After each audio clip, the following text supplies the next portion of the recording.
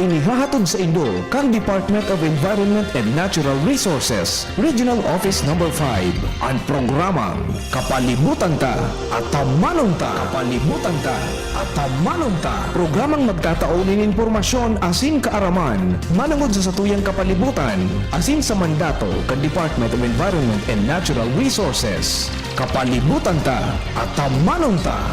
Ngunyan, ang sa inyong makakaibahan.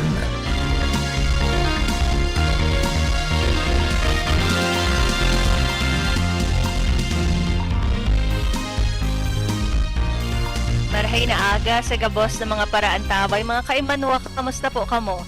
Ako po si John Montecastro para sa programang Kapalibutan Ta at Tamanon Ta. Makakairibanan nindo kami ngunya na Webes, Petsa 22, kan bulan in Mayo, taon 2025. Mapaabot kami sa indomining mga impormasyong may kinaaraman sa pang-urual daw na buhay bilang sarong namamanuaan na nagmamakulog sa satong kapalibutan. Para sa indong mga kahapotan, mag-apot sa station sa 4805509 puon alas 11 sundo alas 12 ning pagkauto kada Webes o sa CP number man po na Globe 0917-7984-808. Ulitin ko po 0917-7984-808. O kaya pwede man na magdulok sa samuyang opisina Lunes sundo Biyernes puon alas 8 sundo alas 5 ning hapon. Asin pwede man na magpadarakan sa indong mga kahapotan o mga suhestyon sa samuyang opisina na makukuha sa Regional Center Site Rawis, Legazpi City. Kami sa indo man na aantabayan sa internet asin sa Facebook page kan DZGB. Ang DENR Munyan! Ang DENR Munyan! Mga pangyayari asin aktibidades sa implementasyon kan mga programa kan Department of Environment and Natural Resources, lokal asin nasyonal. Anion ang sa indong tagapagbareta.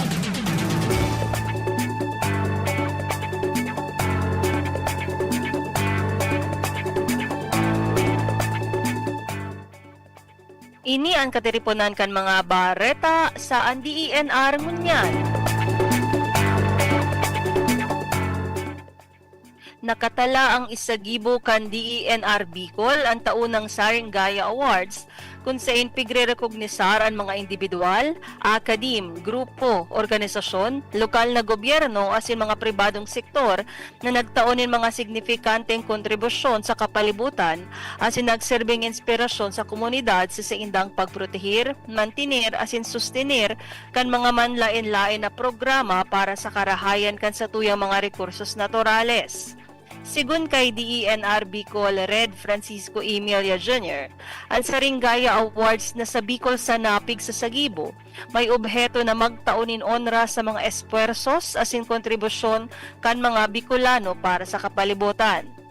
Sa ika-23 na taon kan selebrasyon, nagigibuhon sa maabot na Hunyo 27, 2025. Ang search for nominees pigbuksan sa gabos na individual, grupo, organisasyon, lokal na gobyerno asin mga pribadong sektor na may mga programa na daipigpondohan kan DENR, National Government Agency asin lokal na gobyerno.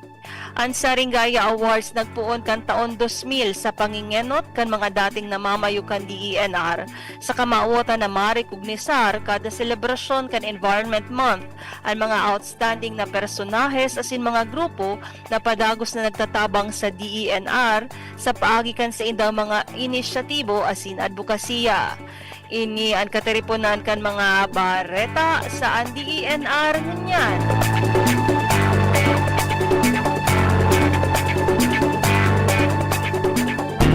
Kapalibutan ko, namumuktan ko. Kapalibutan ko, namumuktan ko.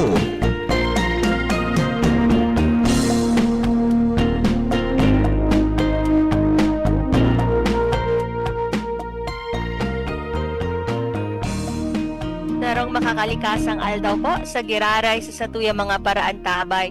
Enot po sa kabos, gusto ming bation ang mga mahihigos na personahes kan Office of the Regional Executive Director sa pamamayo po kan samuyang matibay na Regional Director na si Red Francisco Emilia Jr., Sa opisina naman po ni Assistant Regional Director for Technical Services ARD Ronel C. Sopsop, kay ARD for Management Services ARD Ronel B. Astor, kay ARD for Special Concerns Adona P. San Diego, dyan man po sa Mines and Geosciences Bureau sa pamamayo ni Regional Director Engineer Guillermo A. Molina Jr. IV, asin man po sa EMB sa pamamayo ni RD Gurley Abu. Marhay na aga man po sa gabos na naghihilingkan sa tuyang FB Live, asin mga paradangog po kan DZGB. Live po kita sa Facebook page kan DZGB, asin sa Facebook page man po kan DENRB Call. Sa aldaw pong ini, pag-uurulayan taan importansya kan International Day for Biological Diversity. Ini po sarong okasyon na nagpapahiling kan importansya kan pagpreserbar kan gabus po na mga buhay sa kinaban. Hali sa mga kabubuldan, sa kadagatan, hasta sa mga buhay ilang asin layas. Kaya maugmahon kita sa aldaw na ini. Mainstay ta na ining guest actually sa gabos na mga importanteng pag-uurulayan manunungod sa biodiversity. Siya ang natatap ta. Aram ko midbid na po nindo inita. Kumbaga pirmi na siyang nyaon sa guest list sa kapalibutan ta at amanon ta. Siya po ang biologist kang DENRB Call, si Miss Jenica Ann A. Mendoza, ang Forest Management Specialist 2 kang CDD. Good morning, Miss Jen. Good morning. So, isang makalikasang aldaw po sa Indogabos. Tama po si Ate Joanne. Ako na naman po ang yaon digdi. pero kung mapapansin nindo, at saan po, may bago kong kaibanan na first time niya mag-guest digdi sa kapalibutan ta at amanon ta. Baka kaya sawa na kamusta ko. Di kami nasasawa, Jen. Araming dakulon kaming mauko doon sa imo. Actually, pag sabi ko, si Jen ang guest, di ako pag-aalta. Aram kong dakulon ang isi-share mo sa aldaw na ini. Sabi ta nga ni Kasubago, ang biodiversity po sa Ridge to Reef, may mga biodiversity kita dyan po sa mga kabubuldan, sa kadagatan, gabos na buhay ilang asin layas. Aram ko, Jen, igwa kang kaibahan ngunya na bago sa tuyang programang kapalibutan ta at siya po ang technical support staff kang CDD, si Miss Georgie L. Basco. Good morning, Miss Georgie. Hello po. Isang makakalikasang aldaw man po sa Indogabos.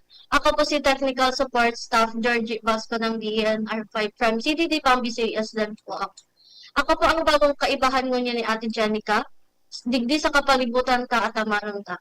Shout out din po sa mga taga DNR5 at sa Gabos na CDD at Pambisias po na nagdadangog ngunyan asin sa Gabos. Sa mga listeners na magmati kita asin may mapurot kitang aral ngunyan na aldaw na ino. Yan po si Georgie, ang bago tang guest. Nag-shoutout na si Georgie sa mga kaibahan po ta dyan sa CDD. Good morning po sa Indo. So, aram ko, Jen, ang selebrasyon kang International Day for Biological Diversity, ngunyan talaga siyang Mayo. Actually, ngunyan bang aldaw na ini? Yes, Ate Jo. Yeah. Initing upload ta na IDBD. Ngunyan na aldaw ni, as in ngunyan na May 22. Kaya sabi ko na sakto talaga ining guesting nindo para ma-kickstart man ining selebrasyon kang IDBD. So, Miss Jen, Miss Georgie, nata po ba signifikante ining selebrasyon kang International Day for Biological Diversity, lalong-lalo na sa satuyang mga Bicolano? Nata siya importante. Ano ang obheto ta tigsiselebrar ta ini? So, sabi ko nga di ba sabi ni Ate Joanne, pirmi akong guest. So, bako ini first time na sasabihin ko na ka-importante ang IDBD or ining International Day for Biological Diversity. So, sabi ta po nga ni Subago, tiga-celebrate ini annually. Pirmi din ngunyan na aldaw na May 22, so saktuhon kita ngunyan. So, atyan, igwa kami mga activities para po di sa IDBD. So, pata kita nag-celebrate kaning IDBD. It is a way para mag-raise kita ki awareness about sa importansya kaining biodiversity o tiga-apod tang samot-saring buhay. As in, iyo din so aldaw na ini, na tigpaparumduman ta sinda, na igwang pangapodan, na kaipuhan tang protektaran, as in ipreserba ining mga iba't ibang buhay na igwadigti sa mundo. Ngunyan din na aldaw, nirurumdum ta din na dito sa biodiversity kaya, dito Ate Joanne nakukuha sa mga pangangaipot like sa pagkaon, malilit na tubig, gamot. Kaya, permita din sa celebrate ining IDBD para piglang, gising mga tao, biodiversity mo yan na aldaw inibig lang importansya bako lang May 22 pero all throughout the year. Miss Jen, actually, nadangog ko su Bicol or Tagalog ining biodiversity. Aram ta bakasyon na ang mga estudyante pero magiging balo ninda ini kapag nagkrelasihan na ulit na ang biodiversity pala iyo ang intiga-aputang samot-saring buhay. Miss Jen? So bago ko aputon si Miss Georgie kang sa iyang take digdi sa significance o obheto kaining selebrasyon ta for IDBD. Basahon ko lang muna ang nag-comment sa tuyang Facebook Live, si Ma'am Rosa Betis.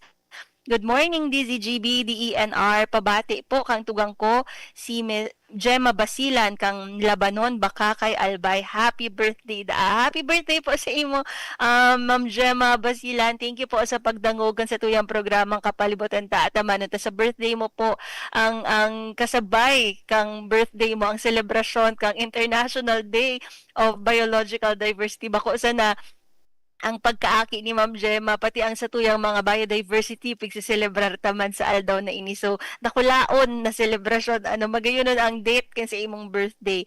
As in, sabi pa ni Ma'am Rosa Betis from Malate, Manila. Thank you po. Tamas kaya kamo sa Manila, nagdadangog kamo kang satuyang programang Kapalibutan ta at Amanon ta. So, sabi ta, may bago kitang guest, si Miss Georgie. Ano ang masasabi mo po sa obheto kaining IDBD or International Day for Biological Diversity kung nata siya importanteng iselebrar digdi sa satuyang rehiyon Bicol. Bako sa nangan isa rehiyon Bicol sa bilog na nasyon.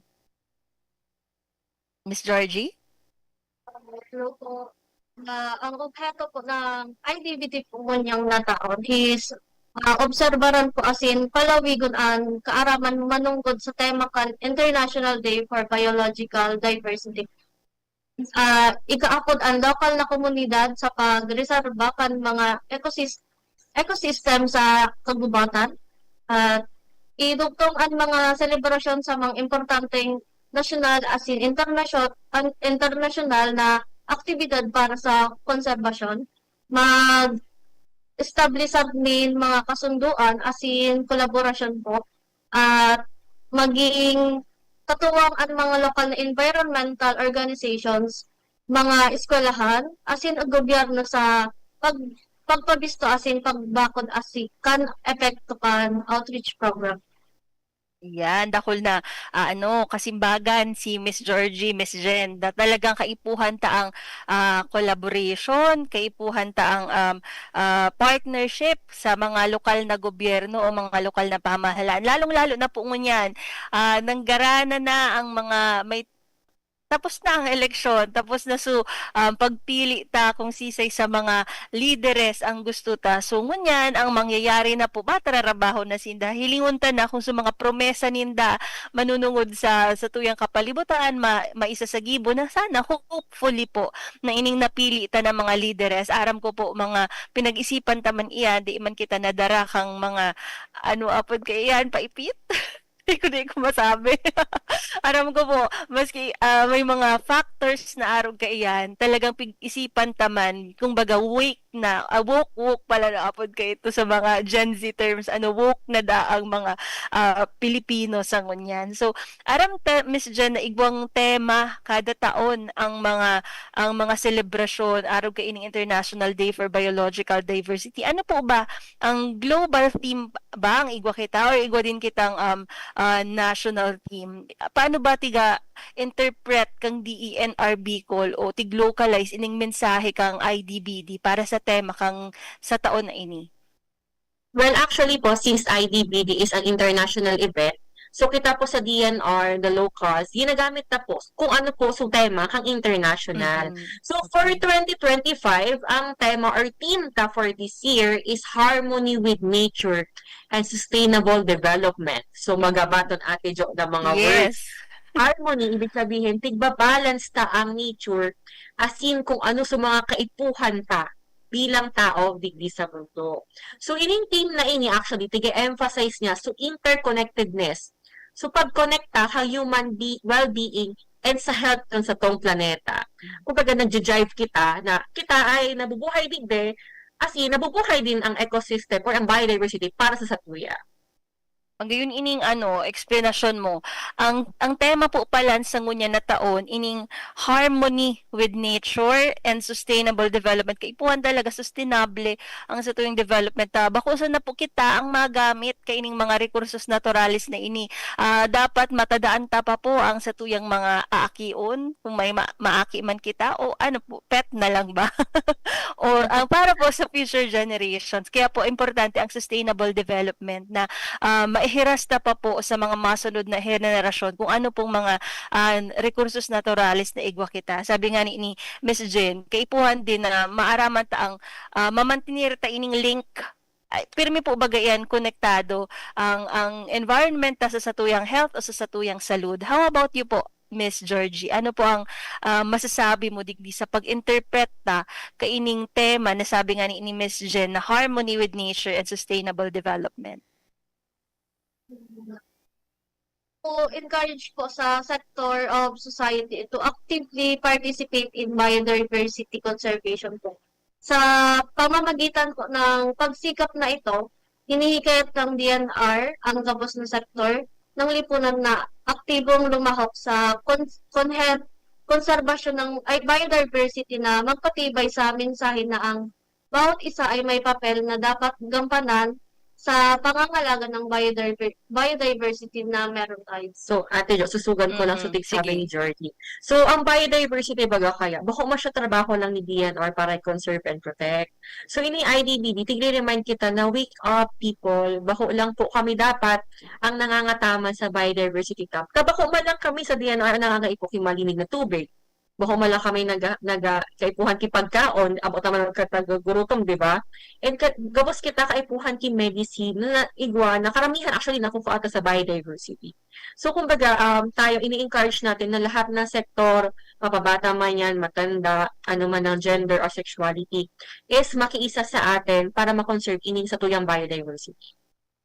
Yan, tama ka, Miss Jen. Bako sa na mga food, bako lang livelihood ang iko kita, pati po medicine, nagiging source ining sa tuyang mga biodiversity na iko kita. So, Miss Jen, aram ko, saro kang biologist. Digdi sa Bicol region, dakol na po ba kitang mga critically endangered o threatened na mga species sa tuyang ecosystem. As in, kung igwa na kita kaining mga critically threatened, sa ini makukuha, may mga ano ba kita, may mga local na forest, mga coastal community o marine habitat na at risk digdi sa mga species na ini. So, sa Philippines po, specifically sa Bicol region, igwa kitang tahanan na wealth sa biodiversity or rich ito sa biodiversity.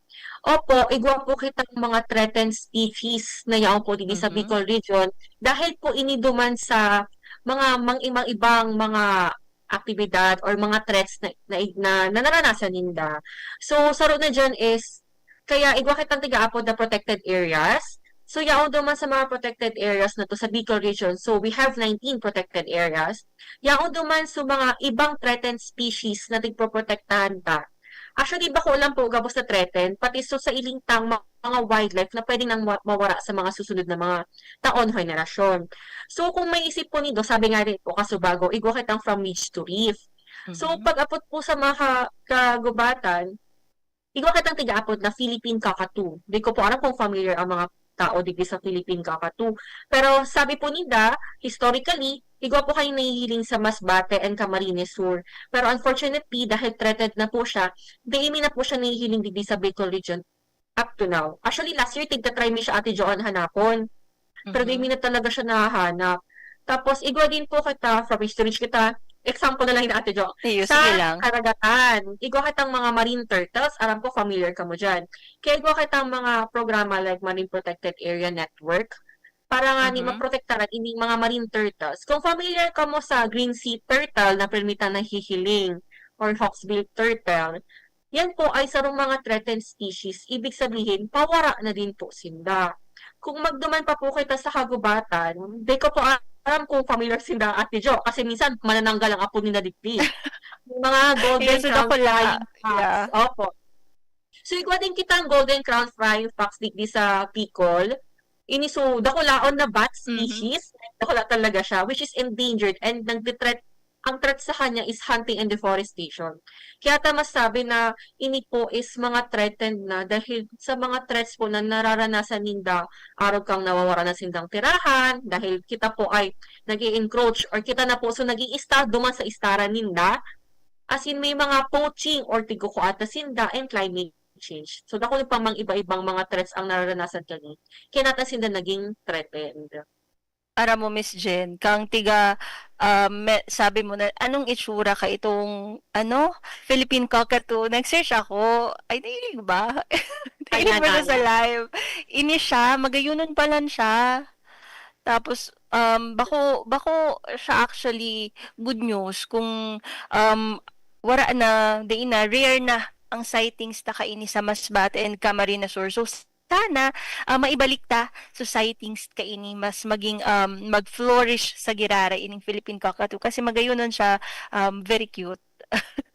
Tapos day ko na nahanap ining image kang golden crown flying foxes pero dakulaon po talaga siyang gariman lang siya bat dyan talaga pero dakulaon lang siyang karika size na siya kitawo kaya po na sa images na nailing ko. Di pa ako nakailing kasi, personally, Miss Jen, kang Flying Foxes. Pero sabi, dakula talaga. So, kaya siya napapagkamalang gari manananggal kang sa community.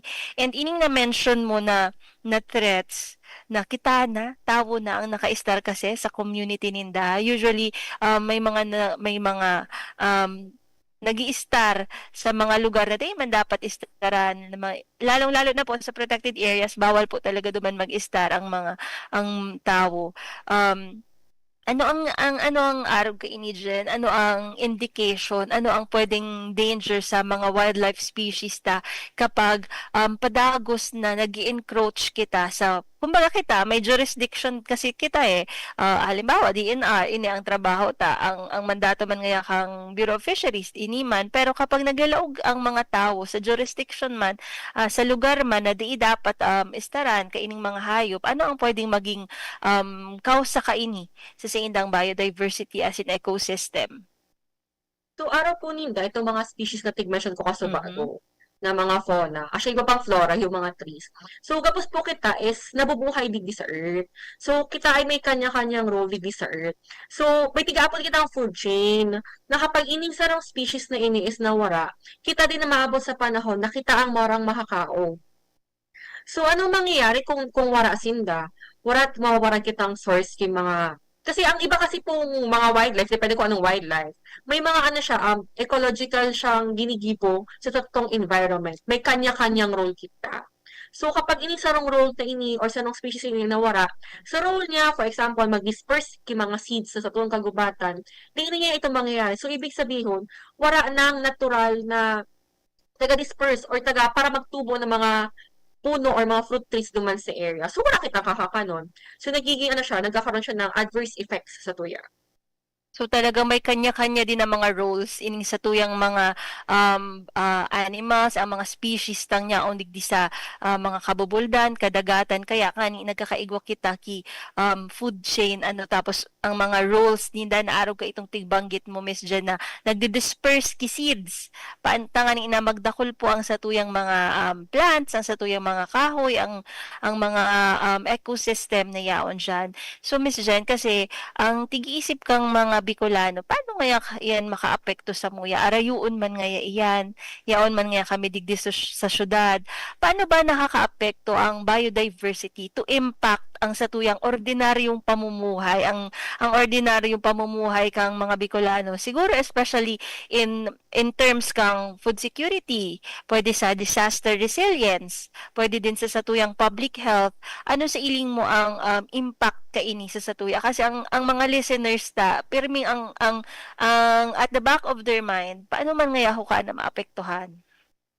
Okay. So, minsan po kaya Ate Jo, kapag data pa kayo ng healing mo niyan kung anong epekto di ba usually nagtitake action ng mga tao or nagigising ang mga tao kapag may negative effect na sa inda. So, paano yung nakaka-apekto? So, sabi ko po nga kasubago, biodiversity plays a vital role sa ating araw-araw na buhay, kagaya ng food security, water security, and health security. So, paano? Di ba, nasa syudad nga kayo. Pero di ba ang pagkain nyo is nakukuha ninyo sa kabundukan, sa karagatan, which is part ng isang biodiversity. Paano kung wala na ito nagpo-pollinate? Wala na yung mga certain species na kumakain ng pest or yung mga salot sa mga palayan, ganyan. So magkaka-apekto, wala tayong makukuhang mga palay kung nandyan yung mga pest na yan. Sa water security naman, kung sisirain natin ang biodiversity, di ba ang tubig natin ay nanggagaling sa mga bundukan? Kung masira ang biodiversity, ang maabot sa tubig ay madugi. Kaya ba nindong inimon ang mga madugi na tubig na yan? Siyempre, hindi mo nga ni kayang kaligusan. Paano pa Medyo daw madugi inumo? na nga ni ngunyan, Jen. Paano pa kung mas magdugi pa ining mga tubig ta? Diba? Kaya nga ni nagkikaiba kita kay mga forestation para nga ni ining mga madugi na tubig ini sana mawara na yung dugi na ini. Sa health security naman, di ba sabi ko po subago, dakulin po kitang mga medicinal resources sa biodiversity mo kukuha. Di ba? Yan ang mga tigbabakalin doon sa syudad. So, ikaramihan po duman is nakukuha po sa mga genetic resources na yan duman sa mga biodiversity or sa mga certain na mga plants na igwa po sa kabudidad or kung saan man. Pero di po ka mo sa syudad ay may biodiversity. Di ba may mga nahihiling ka mo mga parks, may mga puno dyan, may mga wetlands, may mga lakes, ponds, part po yan kang biodiversity. So, gabos ito is may impact kita and gabos ito nakaka-apekto sa satuya. Diyan, magayunan ining explanation mo, very comprehensive. Tama ka na ang mga medicinal plants niya din talaga sa mga kabubuldan. Minsan nga pag nagda-drive ako, nadadango gusto mga commercial, ang kape, parang 20 in 1. 8 in 1. May mga herbs na siya, mga argan, mga ano pang kasabay sa kape, mga spirulina, ginseng. Natutuom ko nakakadagog sa mga commercials. Pero ini po, inisa sa tuya mga sa biodiversity na dapat ang pangatamanan as in konserbaron. So sabi din ni Miss Jen Kasubaago, bako lang po sa bulod ang may biodiversity, pati digdi sa syudad, igwa pa lang kita talaga pero minsan digdi ba kita may mga programa kita sa DNR na tigdadarata sa mall ang para pag-showcase kay ining mga biodiversity tangani mas maparani sa satuyang mga kaimanwa. Tama itong sinabi mo Miss Jen na may mga wetlands kita na arani diri ka man din sa in-interview ko man sa wetlands. Ano man ang wetlands Miss Janica para sa kaaraman kan sa tuyang mga listeners na para pag nyaon sinda digdi sa city o nagsi-city drive sinda may nailing sindang wetland marumduman ninda na kasabay ini sa dapat ang protektaran. So, ang wetlands po is iyo to sa mga mamasa-masang lupa. Either permanently or seasonally igwa siyang tubig. So, sarado dyan sa mga lakes, so, mga rivers, waterfalls, mga swamps. Actually, palayan, kasabay po yan sa wetlands, pero mga man-made na po yan. Yan po so mga wetlands sa Tigaapod. So, may saro din siyang biodiversity. Kung sa inahiling, so may mga isda, may mga shells. Yan. So, basta may mga may mga tubig tas maski sa palayan talaga diyan nakulo na mga may mga insekto, may mga ano bang yaon dyan, mga worms, igwa ba? Hindi ko alam ako may mga birds. Yan. How about po si Miss Georgie, may gusto kang idugang sa mga na-mention ni Miss Jen? Sige. So, ang sunod ko actually sa indong kahapotan, syempre, yaon kita sa DNR Bicol, yaon, igwa kitang mga programa, as in polisiya na i-implementar ta talaga tangani ina maprotektaran as in ma-rehabilitate ini mga critical habitats digdi sa region. Igwa bakit ang mga programa para digdi. Pero bago nindo simbagon ang satuyang next question, time check po, it's 11:32 in the morning. An oras hatod sa Indukal. Lemex for Kids. Mommies, agapan agad ang ubo at plemang nakabara. Pambatang lagundi. Plemex! Artisan Joint Supplement. Bumabagal ang galaw dahil sa joint pain at arthritis. Mag-Artisan. Plemex. Pag may ubo o hika, Plemex agad. Basta lagundi, Plemex. DENR Antabay. DENR Antabay. Diyos, marhay na aga po sa giraray sa satuyang mga paraan tabay kan sa tuyang programang Kapalibutan ta at Amanan ta. Sa ngunyan po na aldaw ang pinag-uurulayan ta iyo ang selebrasyon na pigaapod tang International Day for Biological Diversity. Kasubago nga ni po kung yaon ka mo sa first half kan sa tuyang programa, nakaibahan ta si biologist Jenica Ann Mendoza as in si Miss Georgie Basco, ang technical support staff man po kang CDD na nasa indang pigdiskutir ang importansya as in obheto ka ining selebrasyon as in kasi bago pighiras man po ni Ma'am Jen so mga species na pwedeng threatened na igwa kita digdi sa Bicol region araw ka itong pigmention niya na Philippine cockatoo, ang green sea turtle, igwa din siyang tig-mention manunungod sa mga flying foxes, so napapagkamalantang darakulao na ba yung mga bats na parang manananggal ang itsura. As in, pinag-urulayan taman ang mga epekto kang sa tuyang biodiversity o tig-apod na pong samot-saring buhay sa ordinaryong pamumuhay kang sarong Bicolano, especially po in terms of water security, food security, as in, ining public health, sabi nga ni Miss Jen, ang mga bulong, ang mga medicine, nakukuhaan naman po sa mga biodiversity na igwa kita. Pero bago kita maputol sa satuyang programa, ang kahapotan ta kay Miss Jen, so mga programa, as in polisiya, na igwa kita sa DENR. Pero bago ta po ito bago simbagon ni Miss Jen, may message po kita sa satuyang Facebook Live. Hali kay Ma'am Rosa Betis, sabi niya, concern lang po ako, may mining na pala ang Sierra Madre. 25 years daw contract. After 25 years, ano na kaya mangyayari? Pabati po, Heaven's Friend, Agarwood Tea and Plants, Betaano Legazpi City, FC Sorara, Integrated Farm, Labnig, Malinaw, Albayan. Hello po sa mga taga Betaano, Legazpi City. Dakol po akong kamidbid dyan sa Betaano. Hello po sa Indo Asin sa mga taga Malinaw. Hello. Good morning po sa gabos na listeners na dyan. Ang concern da po ni Ma'am Betis, igwa na da pala na mining dyan sa Sierra Madre na may 25 years na contract. And ano ang mangyayari after 25 years?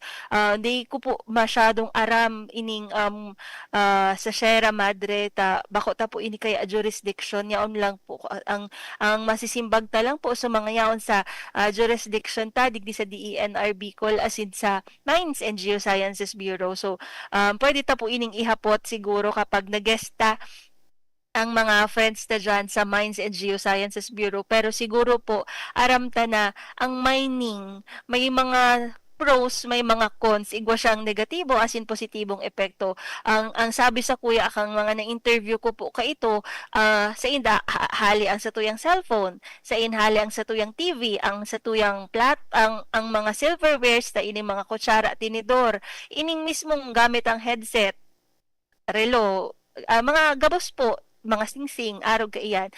Gabos po iyan, hali sa mining industry na tigagamit sa pang-oral daw na buhay. Pero, ang may negatibo din po siyang epekto sa satuyang environment. Araw po kang pagkadestroso din kang kinaban, kang mga kabubuldan, lalong-lalo na po kung irresponsible. So, tigagibo na pagmimina, po kung illegal mining, kung irresponsible mining. Duman po naglalaog. So, destruction kung baga sa satuyang environment. Pero, kung naging responsible po sa mining, kung may legal na permit hali sa satuyang gobyerno, tigre-regular ini kang satuyang Mines and Geosciences Bureau, pigbabantayan po ang pag-rehabilitate kang mga lugar na ito. Ayan po, so mga kasimbagan, kan sa tuyang mga geologists, kapag po sinda nagigest digdi sa radio program. Pero sana po, mamantinir, mapagayon tamang gilayon ining sa tuyang mga kabubuldan, lalong-lalo na po kapag kita nag-engage sa mining activities. Dapat po legal,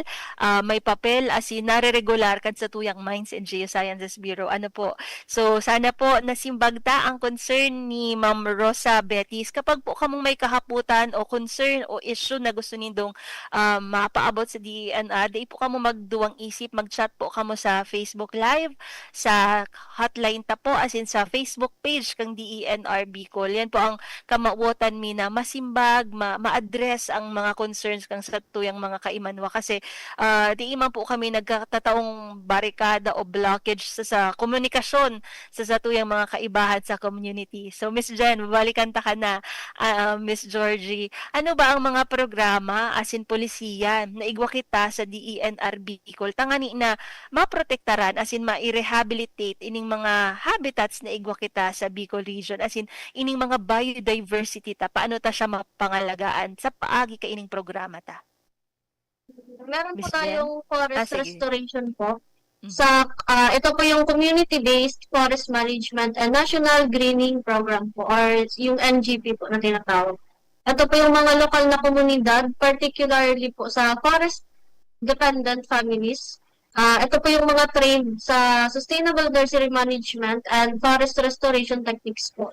Sa pag-establishment ng communal nurseries po and sa production po ng native tree seedlings. Ito po ay itong mga komunidad ay nagko-contribute po sa reforestation efforts habang kumikita po. And sa fostering a sustainable relationship po sa environment. So, ito kasi nakatizot na mga program. So, kung pag-ito ko mo doon sa Banday Dagat or program, sipat ko mo. So, related ba actually na mga program sa DNR, ini po sa mga community-based all local initiatives. Sabi ko po ay kasubabo, data man kayo nakita lang, so kay puan ma-involve ka ang community dahil sinda ang yaon duman mismo sa area, sinda ang nakakaaram kung ano nangyayari duman sa area nila. At sinda din sa unang makaka-experience or hiling ano ang nangyayari sa indang area. So, tigsasabing Bantay Dagat program, yung mainis so community-based program din na so komunidad na nakatira sa mga baybayin, pinoprotektahan nila kailang yamang dagat. So, karamihan mga volunteers po ini na nagtatrabaho kasama ng mga local government units or other agencies. So, ini po sa Bantay Dagat, nagpapatrolya sila sa baybaying lugar para maiwasan yung mga illegal activities na pangingisda at tumutulong sa mga rescue operations kung kailangan man. So, itong way na program na to is na-enhance na yung marine biodiversity conservation and na-promote yung sustainable fisheries management kung saan hindi sila gumagamit ng kahit anumang illegal na paggamit ng pangingisda. So, kung familiar din po kamo, di ba po, igwa po kita itong International Day for Forest, niyan po, igwa makita Month of the Ocean. So, tiga-showcase na po, so biodiversity-friendly enterprises. Kung saan nagbebenta po kita mga sustainable na mga biodiversity products, sa day po nakakaraot digdi sa itong biodiversity or ecosystems. Or na nagbebenta kita ng mga isda which is sustainable and may sustainable manner. So, di kita gagamit tayo na may fishing, makarog kaya. So, nagbebenta din kita sa BDFE. Tigtitrain ta actually sa mga people's organization kung paano maging sustainable as in maiwasan ng gibon sa mga illegal activities either sa dagat or sa kagubatan. So ito so sample programs ng DNR na ini-implementa po digdi sa DNR.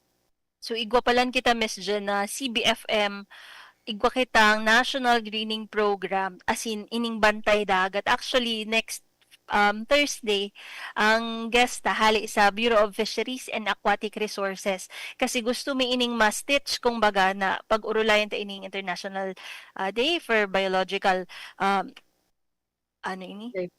Diversity. Talingawan, sorry na. Ining IDVD, as in, ining celebration ta sa Month of the Ocean, dapat ang matap, ining partner agency ta, ining Bureau of Fisheries and Aquatic Resources, tangani na ma-address ta sa mga kaipuhan kang sa tuyang mga parasira, ining mga illegal fishing. Actually, sabi kang after election, Miss Jen, wala daang sira na nababakal sa saod. Hindi ko aram kung sa mga parasira mayaman, ngunyan, taday na muna nagtinda. O pero sabi, wala da talagang masyadong nakukuha ang sira sa puro mismo dyan. Sabi, ka-office mate ko, wala man da ang nabakal, wala pa da ang sira So, gusto ta itong masimbag na ain sa mga sira. Ano talaga ang rason kung natawarang masyadong nababakal na sira ngunyan sa saod. Di ko po sure, di pa ako nagsaod kung may sira na ngunyan. So, abangan ta po yan next week. Kasi ang makakaibahan ta po ang Bureau of Fisheries and Aquatic Resources na ang sabi nga ni Miss Jen, dapat sustainable fishing, magkaigwang sustainableng pagsira, as in ining mga illegal na pangingisda ma-curtail adi Miss Jen. Digdi sa mga sana mention mo na bantay dagat, sabi nindo parang nagiging katuwang ang mga local communities, ang mga yaon mismo na naka-istardo man sa coastal communities. Paano ta siya napapartner? May mga may mga partner people's organization, mga fisher folks o mga barangay-based groups? Igwa ba kung arab ka ining nangyayaring partnership sa DENR? Yes, Ate John. Actually, dahil di ba from which to po kaya si DNR, so in-emphasize ito, from which to kita. So, igwa po kita nagiging partners to people organizations, magpabundok man lang yung dagat. So, sa bundok naman, igwa kitang people's organization para magtabang sa tuya na magmantinir ka sa itong kabulutan. Sinda po so nagmamanage, sinda po so nagtatanom, nag-aalaga ka mga pudo na tinanom, as in itatanom ka. Pag-abot lang po sa karagatan, igwa kitang Marine Protected Area Network. So, duman po is nababayad po duman sa mga people's organization and local communities para maproteksyonan ining MPA ninda or ining Marine Protected Areas ninda dyan sa area po ninda. So, bako lang po yan actually po sa mga Protected Areas Management Board natin. Ikaw din po kita mga partners na agencies, local government units, mayors, mga barangay captains, and meron din academe, private sector, and people's organizations. So, binabayad na po sinda kasi gabos po kita nagtatarabangan para maproteksyonan ining mga areas na ini. So, thank you, Miss Jan. Talagang na-engage ta ang community. Iba ba kitang mga success stories siguro o mga naging successful na mga partnership sa mga lokal na mga pamahalaan o gobyerno, manunungod digdi sa mga community-based biodiversity conservation o mga bantay dagat initiatives? Iba ba kitang araw kaiyan? Pero bago simbagon ni Miss Jen, asa ko yung kakaponan, igo kitang chat sa tuyang Facebook Live si Leonie Yap. Ang sabi niya, hello po, musta na po ang status kang FMRDP kang RRPP? Thanks. I believe ining RRPP so rapo-rapo polymetallic mining di ko sure so name niya kung naging RRMI or RRPI. Pero ang di ko po kasi siya masisimbag so estado niya ngunyan kasi igwa po iyan na parang nagiging technical working group maninda sa tuyang Mines and Geosciences Bureau na kumbaga dakol din ang mga teams kasabay ang DENR, kasabay ang ibang mga ahensya.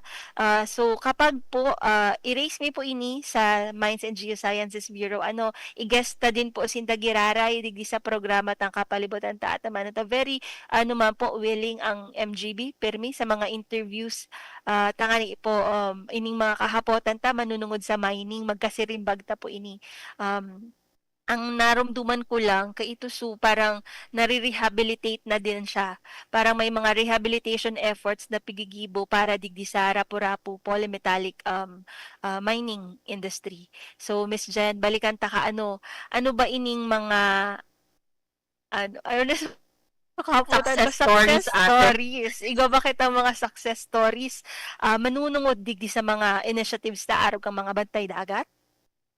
Actually po, aram ko po igwa, pero di ko po alam kung anong particular people organization or area po ito. So, sa pagdang ko po is, igwa po kitang mga dati po nagpupurutol kahoy, nang ngunyan po is nagbago sinda, naging partner ito na sinda. Instead magputol kahoy, sinda na po so nagbabantay ka mga paraputol.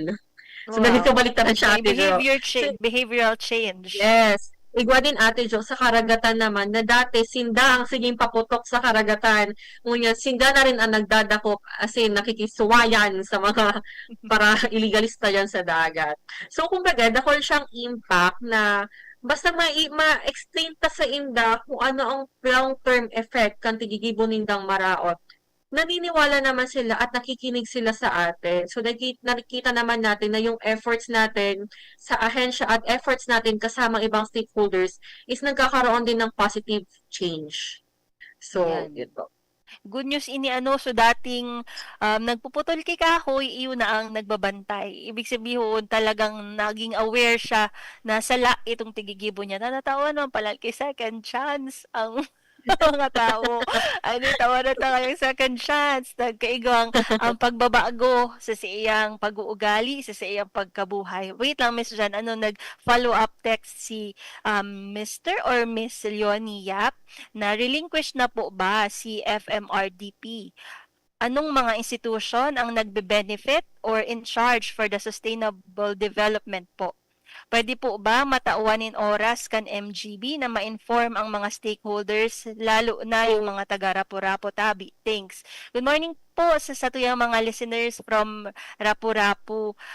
Iyo po, tigigest na po talaga ang Mines and Geosciences Bureau. Di pa kami nakagibukang para sa next month.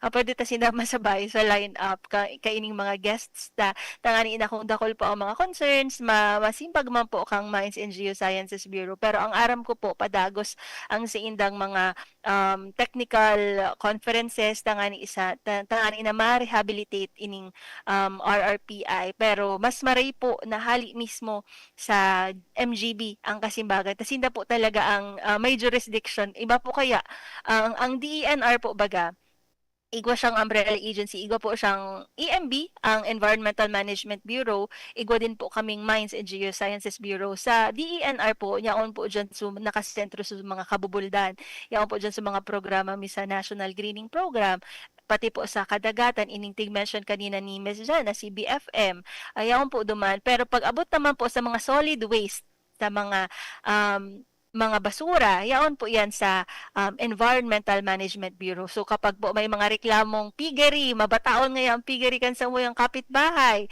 may nagsusulo ngayang basura, or namamata na ngaya sa mga ano kaya tiga-dumpingan kay mga basura, sa EMB naman po iyan. Tiga-TAPMI po sinda, sinda ang may jurisdiction dyan. Kapag naman po mga mineral resources, ining mga pagmimina, sa Mines and Geosciences Bureau naman po ito. So, pigmamantinirmi din po, so parang harmony. Tama sa tema, harmony in nature. Igawa din po kaming harmony sa DENR kan sa tuyang mga jurisdiction. Kaya po itatap po ang Mines and Geosciences Bureau sa mga masunod po na programa kang kapalibutan ta at amano ta. Thank you po sa pag-raise kang sa inyong mga concerns. Na-appreciate mi po yan actually. Kaya ibig sabihin ang mga tao sa community aware, talagang gusto nidang bantayan ang sa tuyang kapalibutan. Tama kami sa dyan, ano kay ito sasabi mong so ano kang sira, illegal fishing, iyon na ang nagbabantay kang mga sira. Kasi pag nag-illegal fishing ka, magkakaigwang scarcity ang supply, madiit ang supply kang mga sira. So dapat legal sana na pagsisiraan, no, Miss Jen. So may gusto po ba kamong idagdag, Miss Georgie, Miss Jen? Ano lang po, siguro po reminders lang po sa lahat na actually po, pag may naghahapot ko kaya sa ko na di maniya ako dyan pakinabang, di maniya ako dyan matabang, tabo ko man niya yan jurisdiction. So, minsan po kaya, na-realize na lang po ang effect kang sarong activity na illegal kapag nag-abot na po sa panahon, nakita na po sa naghahagad tabang. So, sana po nasabutan ni Berto. So, may cases po kaya na tigbabaraha na po kita, araw po hang last year, dumanta po na-realize na, so simpleng tinapok mo na sarong pedaso. So, gapos kayo tao sabi ko, nagtapok man lang ngayon ako sarong pedaso kay Dulce. So, gapos po ito, nag-cumulative ito, nagdakon ito, naging sarong major, siya, disaster sa sarong area. So, yun lang po ang mga giving remind ko sa mga araw kaya. Yan, Miss Jan. Actually, kapag nagigibo kaming news, kasi kami bagang sa mga news, kapag nagkakaigwang coastal cleanup, ang mga basura na nakukuha, ang naon, mga bado, mga plastic wrappers, mga diapers, pati tsinelas, nyaraon duman nagkakakuruwa sa mga tiga-coastal cleanup mga river sa mga dagat. So, nagbabara po ini sa satuyang waterway, so dapat iwasan ta. Pero wait lang, Miss Jan, may follow-up si Leonie Yap, ang satuyang listener. Ang sabi niya, Ano po ang appropriate solid waste management system para sa Rapu-Rapu bilang sarong isla tabi? Thanks. I-raise na po siya kapag na interview ta ang Mines and Geosciences Bureau. Tangani po so discussion ninda maging comprehensive, ma-discuss talaga ang plano o ang rehabilitation efforts digdi sa Rapu-Rapu Albay. Sana po maisabay ta sa lineup sa mga masunod na episodes. Every week po may may kapalibutan ta na di po kamo maghadit gabos na concerns ta mapapag-urulayan digdi sa programa ta. So di na sana ang oras na Miss Jen hiling ko sa time parang 7 minutes na lang. So may pira pa ining question ko sa imo. Anong pa? May lima na lang. Lima na lang. Lima na lang sa question. Pero siguro ang hapot ko na lang si imo, given na igwa kita ki mga threats, darakul ang o mga difficulties or challenges, ano ba ang pangapodan mo sa satuyang mga listeners tangani na magkaigwaki behavioral change o cultural shift na pigaapod tangani na ma-manage ta talaga ining satuyang mga natural heritage igwa ka bang vision sa imong isip na dapat arog ka ini ang satuyang kapalibutan, maski ba kung kataga DENR, how do you envision ining satuyang kapalibutan and ano ang pangapodan mo tangani na ining pangaturugan mo, imagination mo para sa tuyang kapalibutan, masagibo. So, given na 30 years na ako sa Earth na nabubuhay, 30 years old, nagkaaraman kita sa edad. So, tig-envision ko is sana, so na-enjoy ko hang kaakian ko, kung ano sa nailing ko dati na mga animals, ano sa mga nailing ko na mga rivers, lakes, na bako mga maate. Sana po in the future, so mga 30 years old din, after this year, sana po mailing ninda na buhay pa ang satong earth, ma-enjoy pa ninda ang nature. Bako so, kainan na marereklamo na lang kita na mabataong digdi, maati digdi. Sana so na-enjoy ko kang kaakian ko. Sana sa mga maabot na kaakian is ma-enjoy din ninda, ma-appreciate ninda ang beauty kang nature, ka environment and natural resources. Bako so puros na lang disaster ang napapansin ninda. Sana po wake up call po ini sa gabos, maging anong edad man ka mo, sa ima ka mo trabaho, sa ima ka mo nakaista sa bulod man o sa dagat. Sana po magtarabangan kita na ma-conserve and protect na po ining mga biodiversity ta. So yun man lang po ang message ko. And sana ba ko lang po ngunyan na May 22, narurumduman ang International Day for Biological Diversity. 30 ka na pala, Miss Jen. Ako 29. 30. Mag-iining sa imong vision o pangaturugan ang tigaapod na mantinir ang sa tuyang kapalibutan, ang sa tuyang biodiversity, ang sa tuyang ecosystem. How about you po, Miss Georgie? Igwa ka din po bang nai-envision o pangaturugan mo para sa satuyang kapalibutan, sa satuyang environment? As in, ano ang pangapodan mo sa satuyang mga listeners? Ang vision ko po is, sana po is, yun po is, maging aware po tayo, tas, ibahagi po natin ang kaalaman po natin sa mga kaibigan po natin, kaklase, kamag-anak, para po yung sa mga susunod po na generation po natin is, makita po talaga natin kung ano po yung mga dati pong ginagawa and yung andito pa po yung mga species po na mga kailangan po natin sa araw-araw. Yan, dating share ni Miss Georgie kung pirang edad na siya. Data na araman. Si Miss Jen lang nag-share kung edad ako. Ako din na ako ma-share. Tating ate mo ako. So, mas gura ako sa iyo.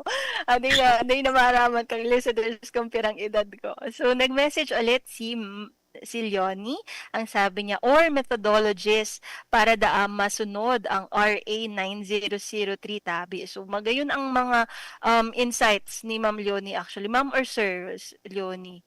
Di ko na, ilingon ko ang profile. Taka ni ma-sure ko kung ma'am or sir, timad salaman sa sinabi ko.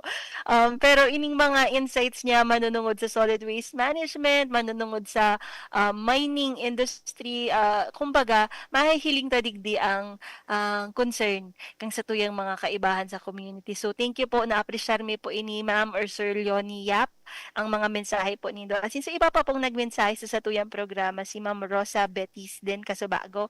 Thank you po sa perming pag-antabay asin pag-heras kan sa indong mga saloobin, mga insights para sa satuyang kapalibutan. So yan, nadangugda ang insights ni Miss Janica, ni Miss Georgie, ang sa indang vision para sa satuyang kapalibutan. And dakulon akong naukudan sa gilaray, Miss Jen, na may ano akong ngunyan take away, manunungod sa Philippine Kakatu, manunungod sa Green Sea Turtle, asin ano pa itong saro, so Philippine Flying Crown Flying Foxes. Ano kabaliktad ko na. Ano ang tama? Ano ang tama? Golden Crown Flying Fox. Golden Crown Flying Fox. So, yan ang mga takeaways na. So, mga estudyante po dyan na nagdadangog, magagamit nindo ini sa science and technology na mga discussions nindo. So, pirmi po kamo magdangog. Warang sobrang information. Mas maray po ang nakakaukod kita.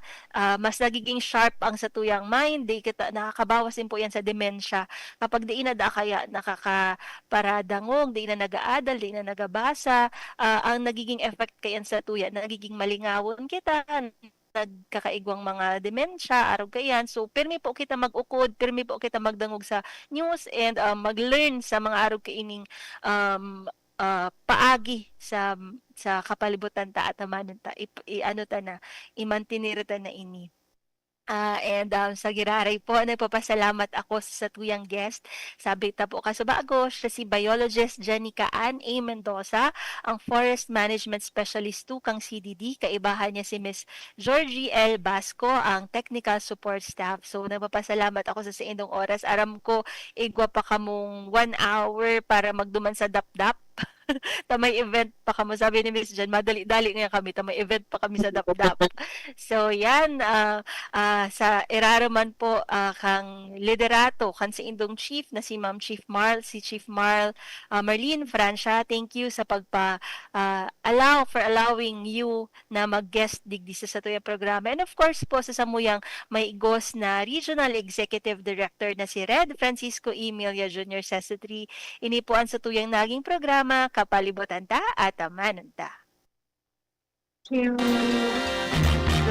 Sa indong nahinanyo ang programa Ate Jo, thank you. Kapalibutan ta Thank you. at amanon ta. Kapalibutan ta at amanon ta. Diyos mabalos sa indong pag-antabay.